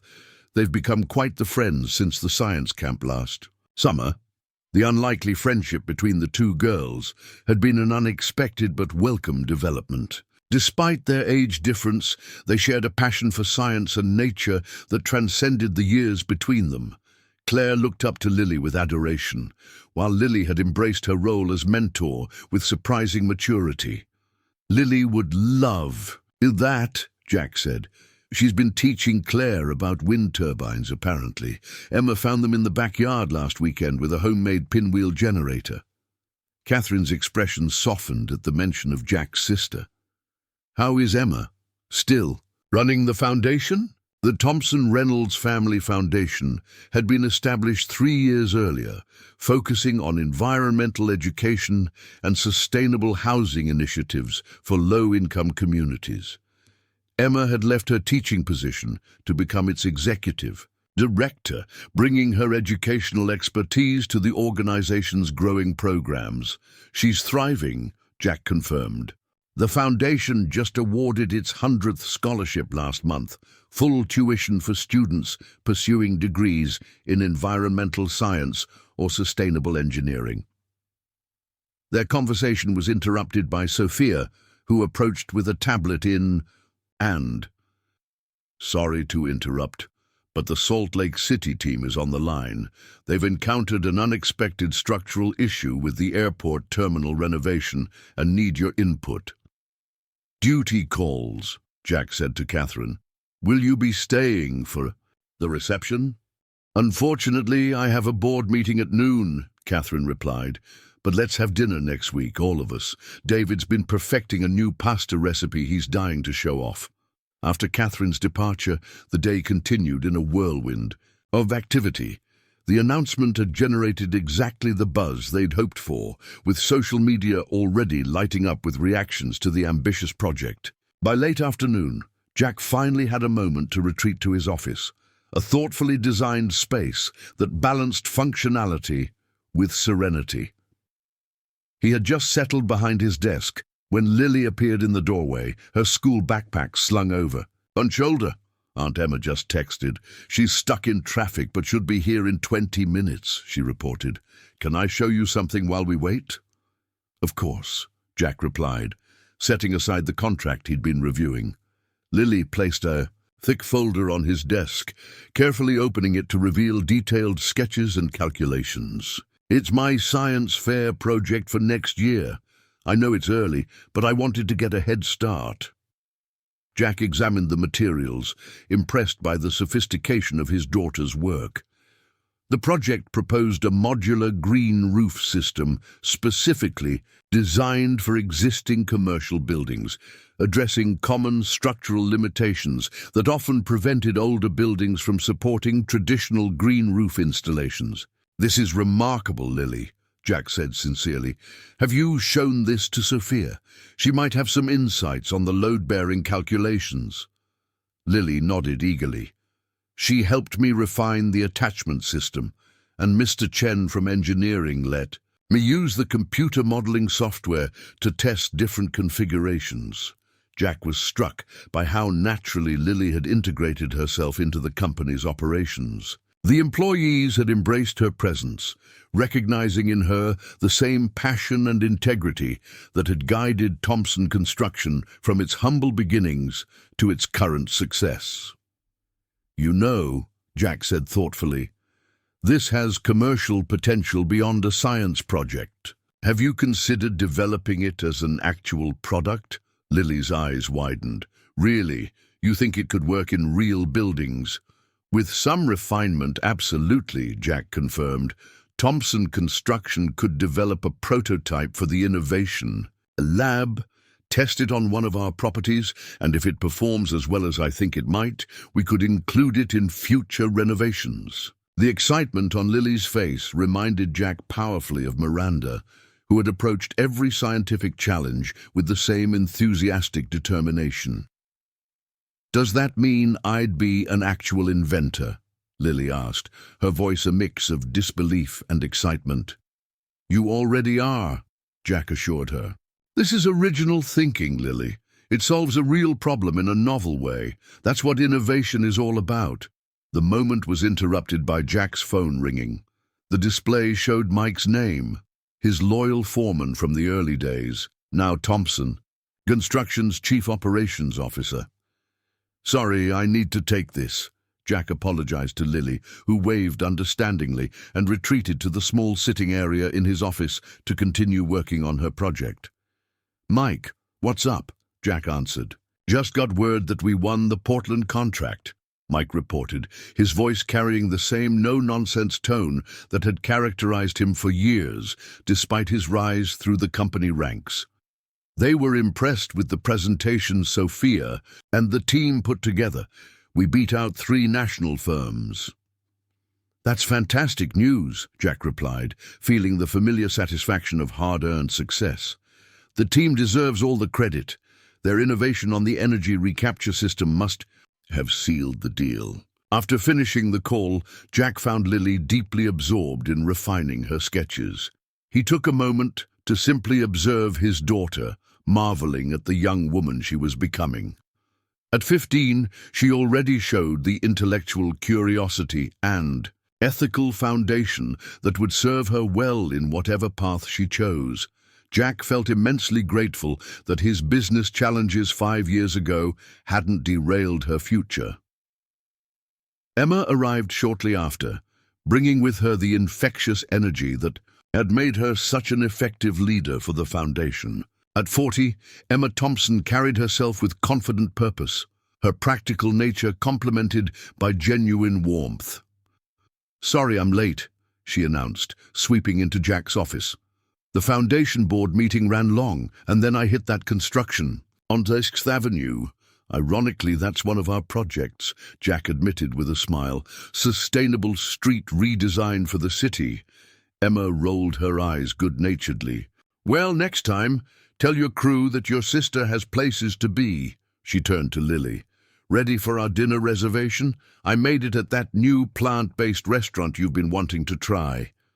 As they prepared to leave, Jack's phone chimed. With a text message from Catherine. Congratulations on today's announcement. The business press is already calling it the most ambitious corporate sustainability project in decades. Claire says to tell Lily she's working on her windmill science for when they meet next. Jack smiled and showed the message to Lily, who beamed with pride.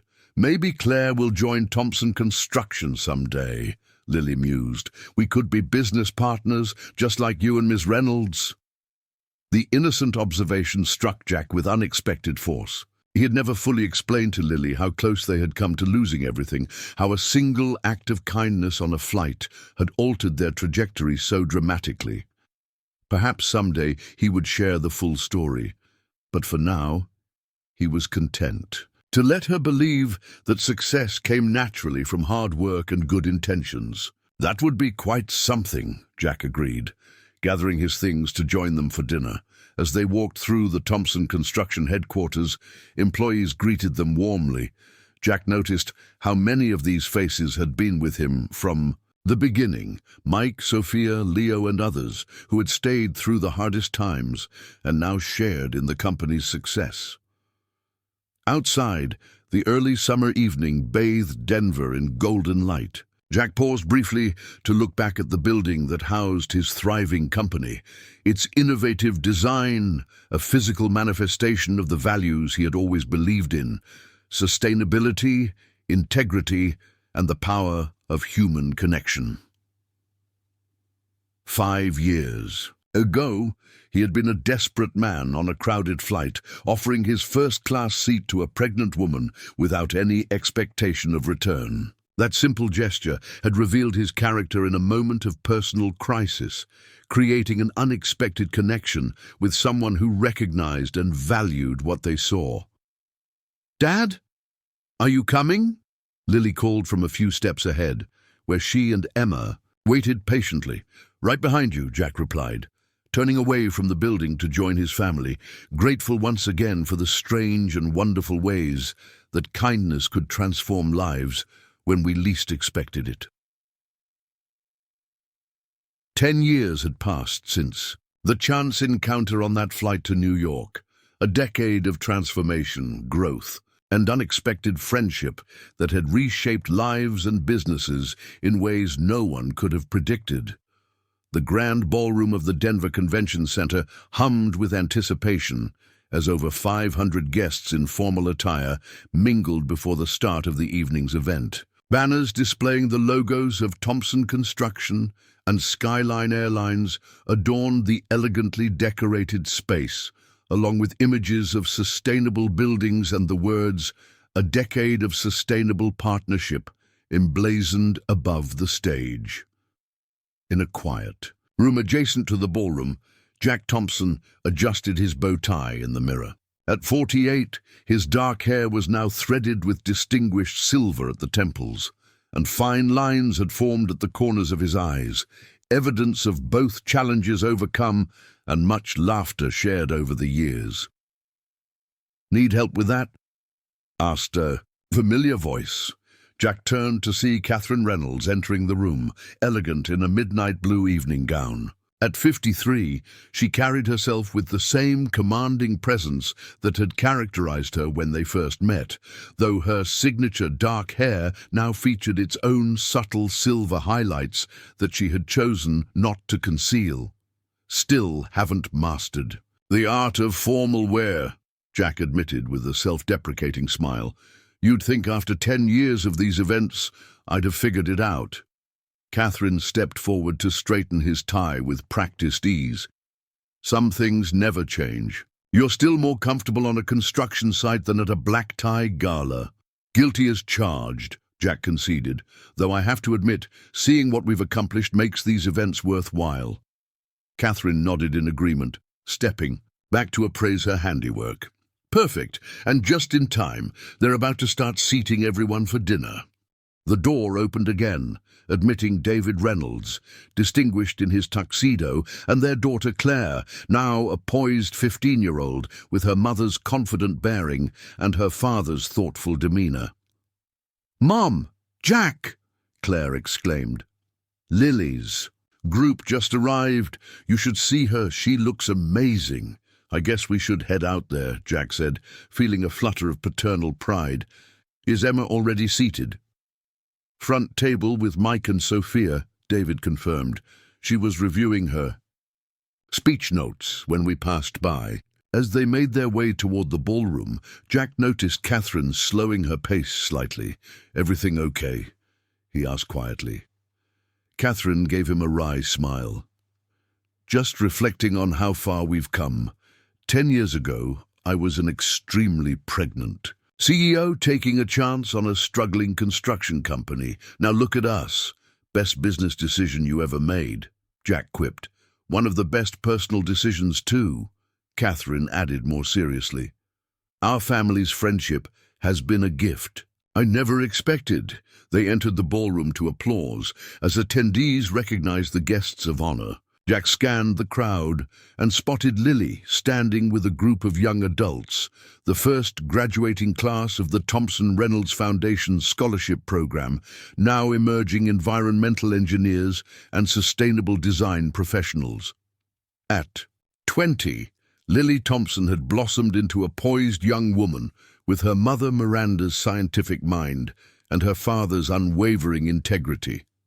Currently a junior at Colorado State University, studying environmental engineering, she had already co-patented 2 sustainable building technologies through Thompson Construction's Innovation Lab, including the modular green roof system she had first conceived as a science fair project 5 years earlier.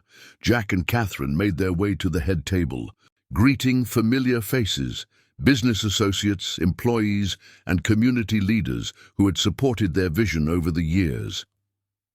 As they took their seats, Jack found himself between Emma and Lily, who had hurried over to join them. "Nervous about your speech, Dad?" Lily asked, straightening the corsage on her elegant emerald gown. "Terrified," Jack admitted with a smile. "Public speaking will never be my strong suit." "Just speak from the heart," Emma advised, patting his hand. "No one knows this story better than you do." The evening's program began with a video presentation chronicling the remarkable 10-year partnership between Thompson Construction and Skyline Airlines. Images of renovated buildings gave way to footage of the groundbreaking Skyline Sustainability Campus, which had indeed fulfilled its promise of becoming the first carbon-negative airline headquarters in the country. The video highlighted community initiatives, educational programs, and the growing network of sustainable buildings that had transformed Denver's corporate landscape. Jack watched with a sense of wonder, still sometimes amazed by how far they had come. Thompson Construction had grown from a struggling local firm with 10 employees to an industry leader with offices in 7 western states and a workforce of over 300. Their innovative approach to sustainable renovation had earned national recognition, with Jack and his team regularly consulted on environmental policy and green building standards. Skyline Airlines had experienced equally impressive growth, expanding its routes and fleet while maintaining its commitment to becoming the most environmentally responsible carrier in the industry. Under Catherine's leadership, the airline had pioneered sustainable aviation practices that competitors now scrambled to emulate. But beyond the business successes, the video captured something more meaningful: the human connections that had developed over the decade. Footage showed the Thompson and Reynolds families at company picnics, charity events, and personal celebrations. There were clips of Lily and Claire growing up together, despite their age difference, united by their shared passion for science and sustainability. The Foundation's scholarship recipients appeared, speaking about how the opportunity had changed their lives and launched their careers. When the video concluded, Emma rose to take the podium as the evening's MC. At 50, she had become a respected figure in Denver's nonprofit community, guiding the Thompson Reynolds Foundation to national prominence. 10 years ago, Emma began, a chance encounter between two strangers on a flight set in motion, a partnership that would transform not only their businesses, but our entire community's approach to sustainable development. She introduced a series of speakers, civic leaders, environmental experts, and beneficiaries of the Foundation's programs, each sharing perspectives on the impact of the Thompson Skyline partnership. Mike spoke about the evolution of construction practices. Sophia discussed the architectural innovations they had pioneered. A young engineer who had received one of the Foundation's first scholarships described how the opportunity had changed the trajectory of her life. Finally, it was time for the main addresses. Catherine took the stage first, commanding the room's attention with her characteristic poise. "When I became CEO of Skyline Airlines 15 years ago," she began, "I had a clear vision for growing our business. What I didn't anticipate was how a brief interaction with a stranger would eventually redefine that vision entirely." She spoke eloquently about the business case for sustainability, the competitive advantage of ethical leadership, and the profound satisfaction of building something that benefited the community and the planet. Then her tone softened slightly. "But the numbers and achievements only tell part of the story.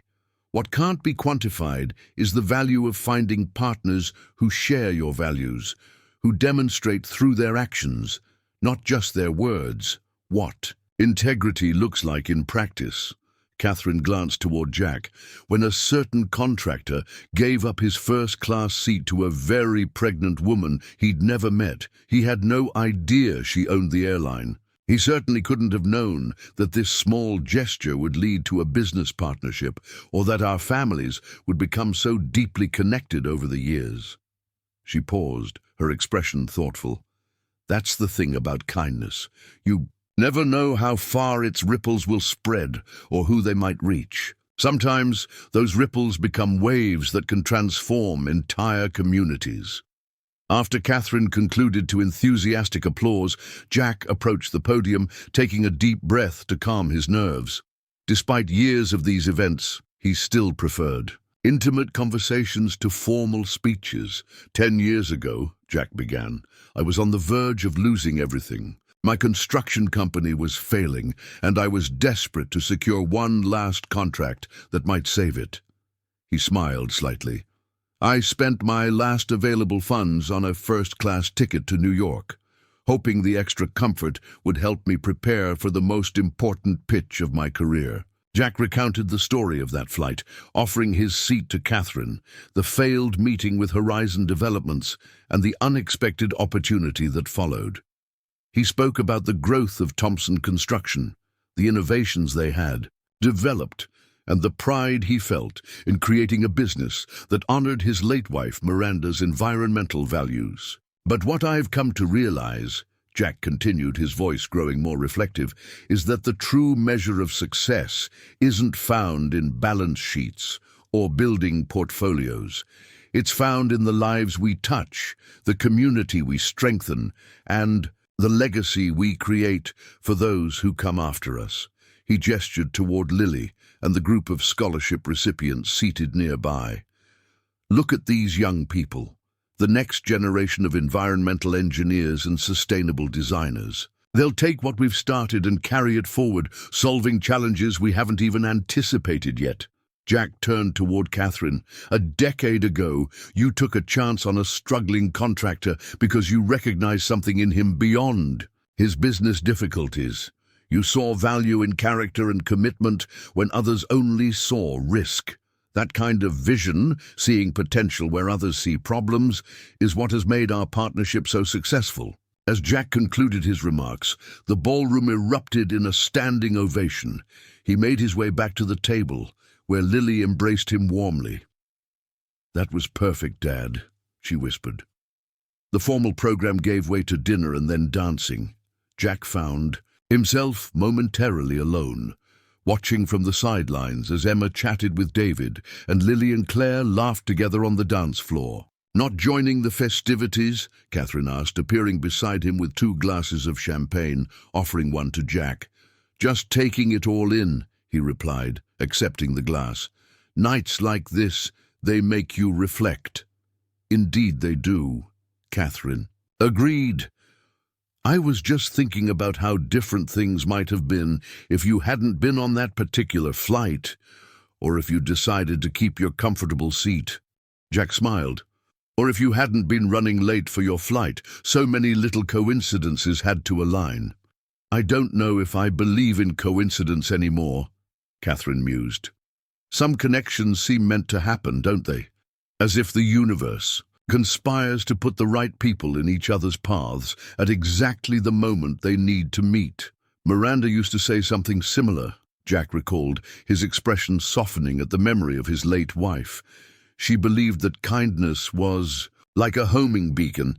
It drew the right people and opportunities toward you." "Wise woman," Catherine nodded. "I wish I could have known her." "She would have liked you," Jack said with certainty. "Strong, direct, and unwilling to accept anything less than excellent."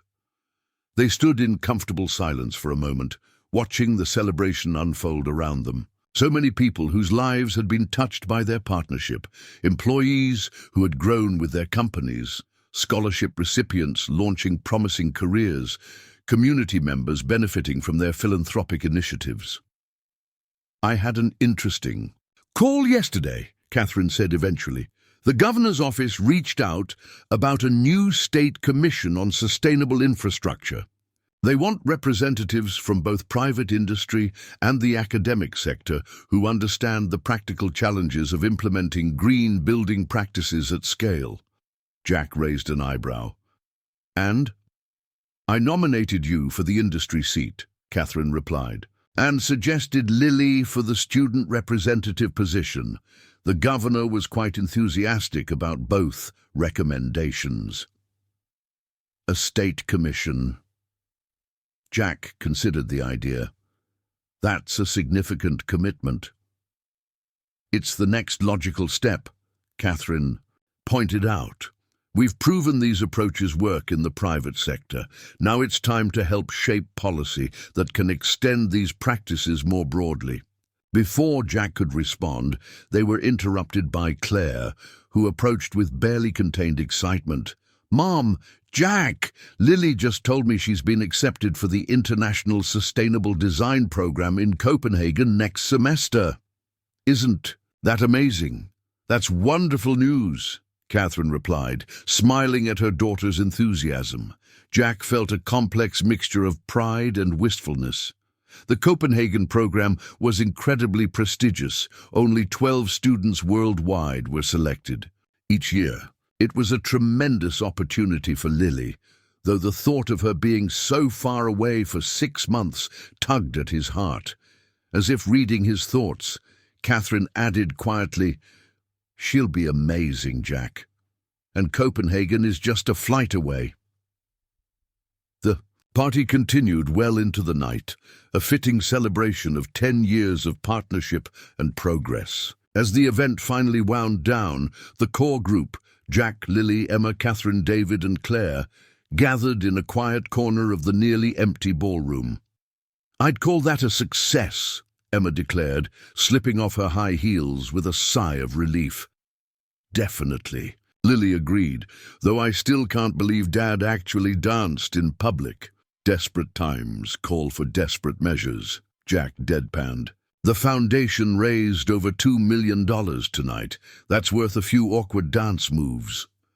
"Speaking of the foundation," David said, "Catherine and I have been discussing a new initiative we'd like your input on, Jack. We're thinking about expanding the scholarship program to include trade school pathways for sustainable construction skills." Jack nodded enthusiastically. "That's something we've needed for years. The industry has a critical shortage of skilled tradespeople trained in green building techniques." As they continued discussing possibilities, Jack was struck by how naturally Their families had integrated over the years, personal and professional boundaries blurring into a relationship that defied simple categorization. Partners, certainly. Friends, absolutely. But something more too. A chosen family bonded by shared values and mutual respect. Later that night, as Jack drove a sleepy Lily home through the quiet Denver streets, she broke a comfortable silence. "Dad, do you ever wonder what would have happened if you hadn't given up your seat that day?" Jack glanced at his daughter, surprised by the question. "Sometimes," he admitted. "Though it's hard to imagine our lives any other way now." "I've been thinking about it," Lily continued thoughtfully. "It wasn't really about the seat, was it? It was about who you are, the kind of person who thinks of others, even when you're facing your own problems." She paused. "I'm really proud. That's my inheritance, not the company or the success, but that example." Jack felt his throat tighten with emotion. "That means more than you know, Lily." When they arrived home, Jack found himself unable to sleep despite the late hour and the day's excitement. He made a cup of tea and stepped out onto the back porch, gazing up at the stars as he often did when he needed to think. The custom-built home they now lived in was a far cry from the modest house they had nearly lost a decade ago. Designed by Sophia as a showcase of sustainable residential architecture, it featured cutting-edge energy systems, many of which had been developed through Thompson Construction's Innovation Lab. Yet for all its modern amenities, Jack had insisted on keeping this simple back porch, a place to sit quietly and contemplate the night sky, just as he had done in their old home during the most difficult days after Miranda's death. 10 years. A decade of unexpected friendship, remarkable growth, and meaningful impact on their community. All stemming from a moment of kindness on a crowded flight, a simple choice that revealed character in action. Jack thought about Lily's upcoming semester in Copenhagen, about the state commission Catherine had mentioned, about the future of Thompson Construction and the foundation that bore their names. The path ahead was full of new challenges and opportunities, just as the past decade had been. As he sipped his tea and watched the stars, Jack felt a profound sense of gratitude for the strange and wonderful ways life unfolded. How small acts of kindness could create ripples that eventually transformed into waves of positive change, touching countless lives along the way. Sometimes it seemed the universe did indeed conspire to put the right people in each other's paths at exactly the moment they needed to meet. 20 years had passed since that fateful flight. What had begun as a simple act of kindness had blossomed into 2 decades of partnership, friendship, and mutual growth that had transformed not just 2 families, but an entire industry's approach to sustainable development. The morning sun streamed through the floor-to-ceiling windows of Thompson Tower, the striking sustainable skyscraper that now served as the headquarters for what had become Thompson Global, an international leader in sustainable architecture and construction. At 58, Jack Thompson moved with the same purposeful energy that had characterized him throughout his career, though his hair had turned completely silver and the lines around his eyes had deepened, marking decades of both challenges and laughter. Today was significant. The official announcement of his transition to chairman of the board, stepping back from daily operations to focus on strategic initiatives and mentorship. After 20 years of building Thompson Construction from a struggling local company to a global enterprise with offices on 4 continents, Jack was ready for this new chapter. "The press is gathering in the atrium," announced Sophia, now Chief Innovation Officer at Thompson Global. At 52, she had maintained her creative brilliance while developing into a formidable business leader in her own right. Lily's flight just landed. She should be here in about 30 minutes. "Perfect timing," Jack nodded, reviewing his notes one last time. "And the Reynolds family?" "Already here," Sophia confirmed. Catherine's catching up with the sustainability team about the Singapore project, and David and Claire are in the exhibition space. Jack made his way to the 50th floor, where a special exhibition had been installed to commemorate the evolution of sustainable design over the past 2 decades. The space showcased models, diagrams, and interactive displays, highlighting key innovations developed through the Thomson-Reynolds partnership. He found David Reynolds examining a display about carbon-negative building materials. At 68, David had retired from medical practice 5 years earlier, but remained actively involved in the Thomson-Reynolds Foundation's health initiatives. "Jack," David greeted him warmly. "Quite a day for you. How are you feeling about the transition?" "Ready," Jack replied honestly. 20 years is a good run. Time to let the next generation take the lead." "Speaking of which," David gestured toward Claire, who stood across the room explaining a technical display to a group of visiting engineering students. At 35, Claire Reynolds had grown into a formidable executive in her own right. After earning dual degrees in environmental science and business administration, she had risen through the ranks at Skyline Airlines, currently serving as Chief Sustainability Officer. Her innovative programs had positioned Skyline as the world's first carbon-neutral international airline, an achievement that had revolutionized industry standards. "She's in her element," Jack observed with admiration. "Catherine must be proud beyond words," David confirmed, "though no prouder than you must be of Lily." Jack nodded, a smile spreading across his face at the mention of his daughter. At 40, Lily Thompson had become one of the most respected figures in sustainable engineering worldwide. After her semester in Copenhagen had expanded into a full degree in program, she had spent a decade working with international organizations to implement green building standards in developing countries. 3 years ago, she had returned to Denver to lead Thomson Global's research division, spearheading innovations that continued to push the boundaries of what was possible in sustainable construction. "Have you told her about your other announcement?" David asked quietly. "Not yet," Jack admitted. "I wanted to do that in person." Their conversation was interrupted by Catherine's arrival.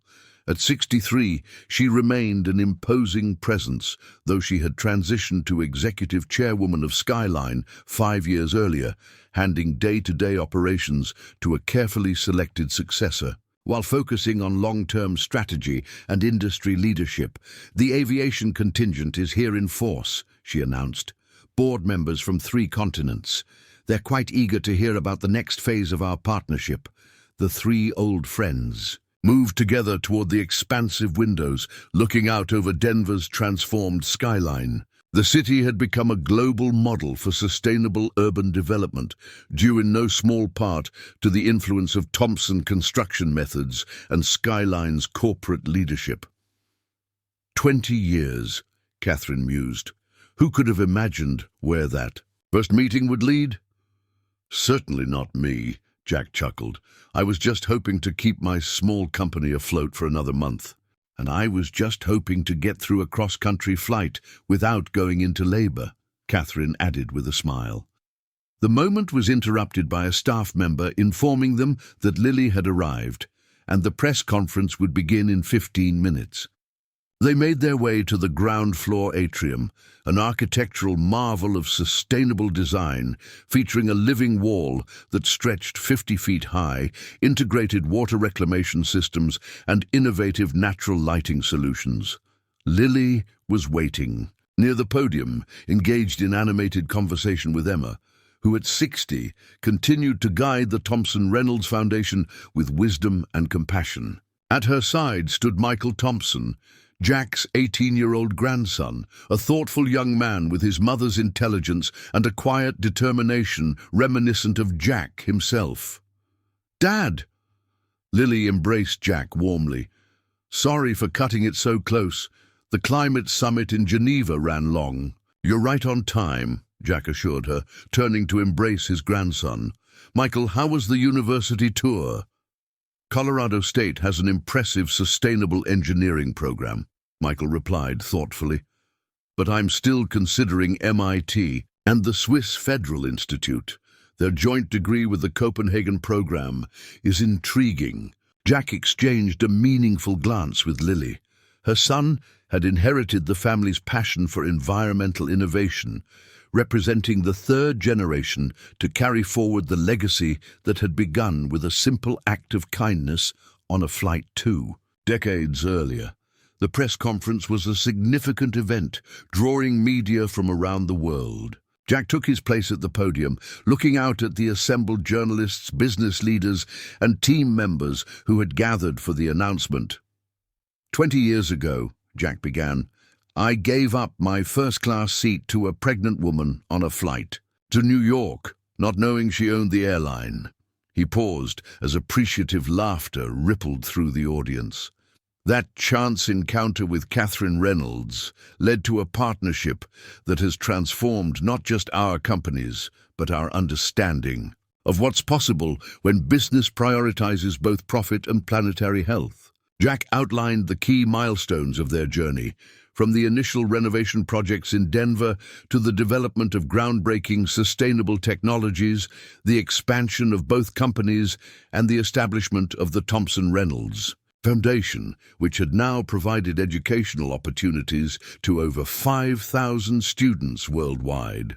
Today marks a new chapter for Thomson Global, Jack continued. I'm stepping back from daily operations to assume the role of chairman, focusing on strategic initiatives and mentorship.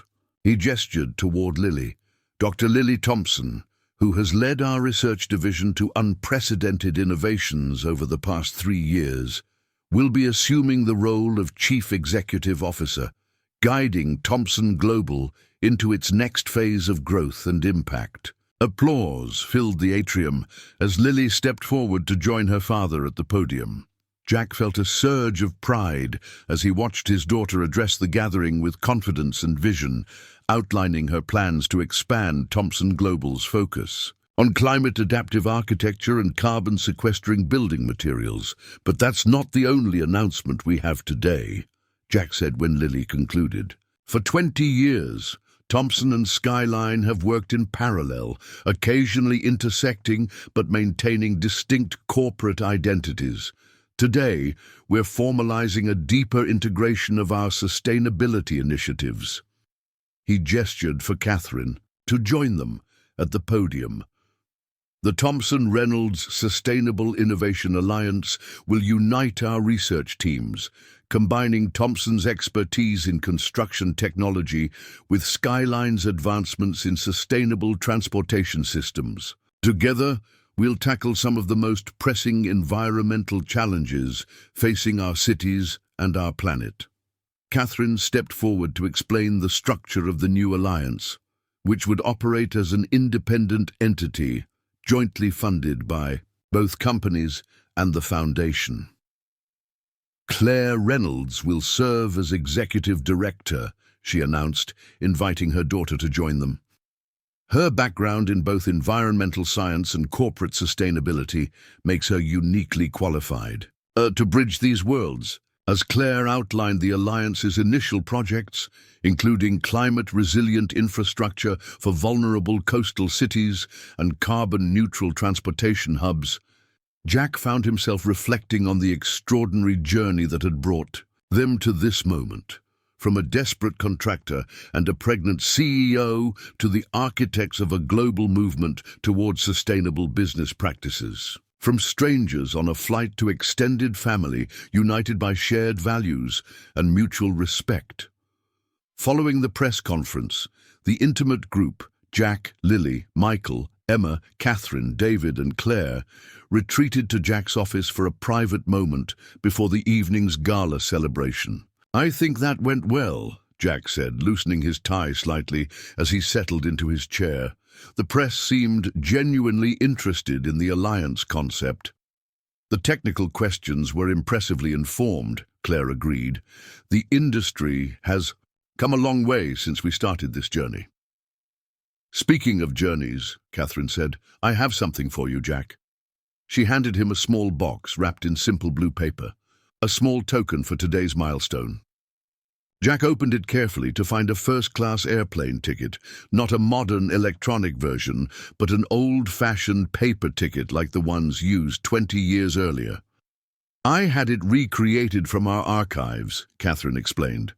"Flight AA 1842 to New York LaGuardia, first-class seat 1A, the seat you gave up that day." Jack ran his fingers over the ticket, memories flooding back of that pivotal moment, how desperate he had felt boarding that flight, how uncertain the future had seemed, and how a simple choice had set in motion events that would transform everything. "I can't believe you found this information," Jack said, genuinely moved by the gesture. "Actually, I helped," Emma admitted. "We wanted something meaningful to mark the occasion."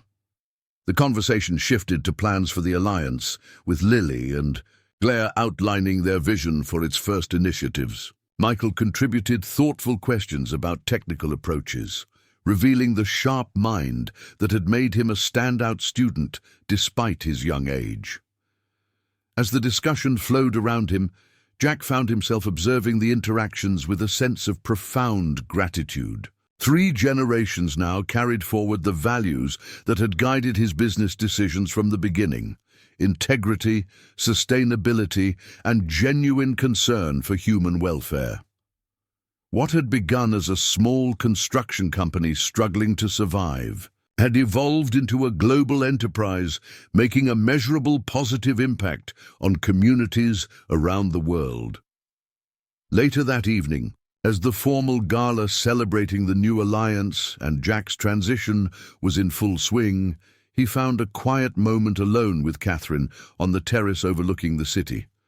The Denver skyline glittered against the night, many of its most distinctive, buildings bearing the mark of Thompson's sustainable designs. "Remember when we first toured that old skyline building 20 years ago?" Jack asked, gesturing toward a sleek structure in the distance, the original renovation that had launched their partnership. "You were 8 months pregnant and had no idea you'd go into labor that same night." Catherine laughed. "Claire has always had excellent timing. Born on the same day you saved your company, and I found the perfect construction partner." They stood in comfortable silence for a moment. 2 old friends who had weathered business challenges, personal transitions, and profound growth together.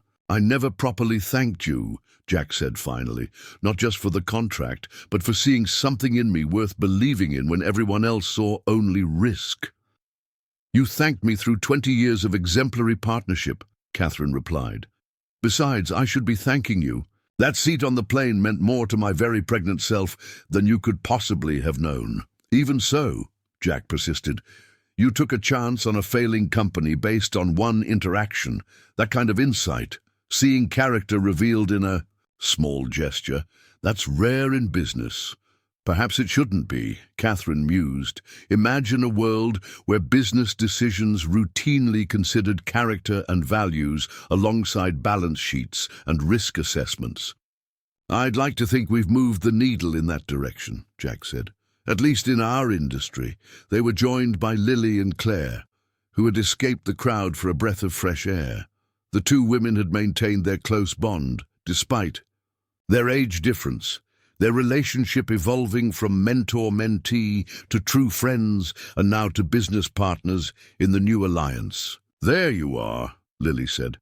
"Michael is dazzling the universities with his research on mycelium-based insulation. I think MIT's representative is ready to offer him admission on the spot." "Like his mother at that age," Jack said proudly. "Always ahead of the curve." As they talked, Jack noticed Emma approaching David, both carrying glasses of champagne for a private toast, away from the formal proceedings inside. "To 20 years of extraordinary partnership," Emma proposed, raising her glass. "And to 20 more of innovation and impact," David added. "To kindness rewarded," Catherine said softly, her eyes meeting Jack's with understanding. "And to unexpected blessings," Jack concluded. "The kind that come when you least expect them, often disguised as challenges or chance encounters." As they clinked glasses, Jack felt a profound sense of completion. Tomorrow would bring new challenges. The alliance, launch, Lily's transition to CEO, Michael's university decision, and countless other developments. But tonight was for acknowledging the remarkable journey they had shared.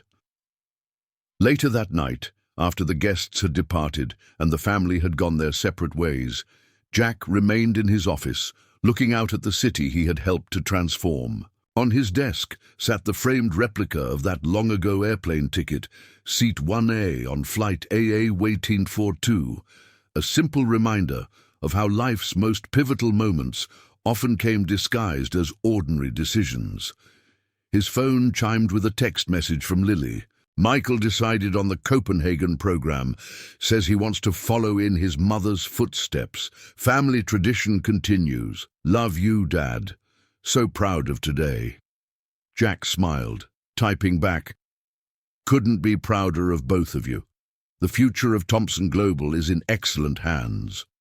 As he prepared to leave the office that had been the center of his professional life for so many years, Jack noticed a package on his assistant's desk with his name on it. It contained an advance copy of a business school case study titled The Thomson-Reynolds Partnership, How Sustainable Values Create Sustainable Value. The dedication page read, to Jack Thompson and Catherine Reynolds, whose chance encounter on a flight 20 years ago sparked a revolution in sustainable business practices and demonstrated that kindness, integrity, and environmental responsibility can be the foundation for extraordinary success.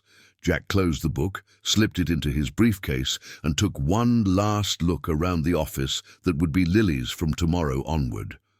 The journey had come full circle.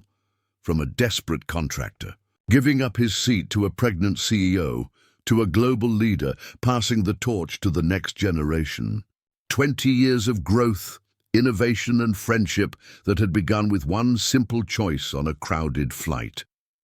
As he turned out the lights and closed the door behind him, Jack reflected that perhaps this was the greatest lesson of his career. The measure of true success wasn't found in buildings constructed or contracts secured, but in the legacy of values that would continue to shape lives and landscapes long after he stepped away. Sometimes the smallest acts of kindness revealed the deepest truths about character, and sometimes, if you were fortunate, they changed not just a moment but a lifetime. Up next, you've got two more standout stories right on your screen. If this one hits the mark, you won't want to pass these up. Just click and check them out. And don't forget to subscribe and turn on the notification bell so you don't miss any upload from us.